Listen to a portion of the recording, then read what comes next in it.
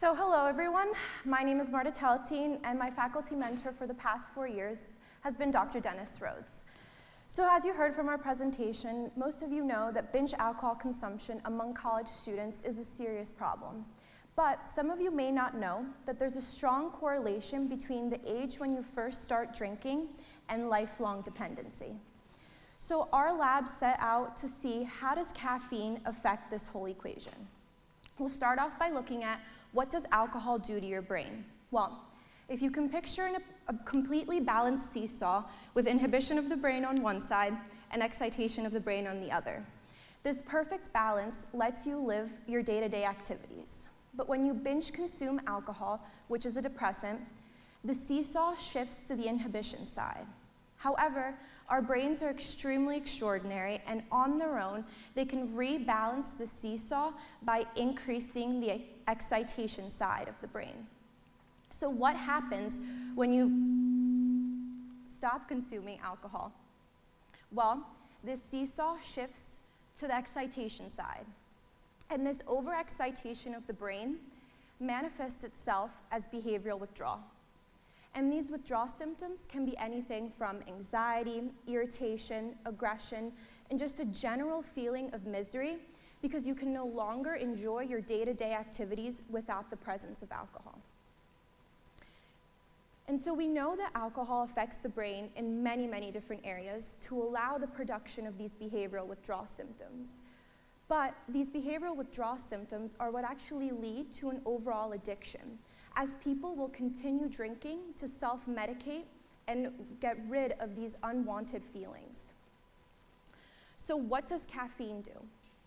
Well, if you consume caffeine, which is commonly associated with college students, anything from energy drinks or just plain old coffee, and you pair that with alcohol, you get a drastic reduction in behavioral withdrawal symptoms.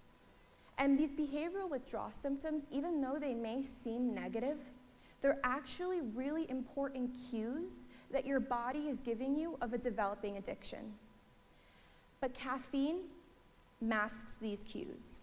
And so now you're no longer aware of this underlying addiction. And so before I showed you all the different areas that alcohol affects the brain. And so caffeine is able to reverse some of these effects. But it's important to understand that caffeine is not reversing all of the effects of alcohol. And it's not preventing an individual from developing an addiction, but rather it's just masking this dependency. So how did our lab explain this? Well, we saw that when you consume alcohol, it brings in this raft-like structure, which we commonly use, Huckleberry Finn, as a visual representation of what this brain raft would look like. But instead of people, this brain raft carries important targets by which alcohol affects the brain. And so we saw that when you consume caffeine with alcohol, it causes the brain raft to change in density and sink.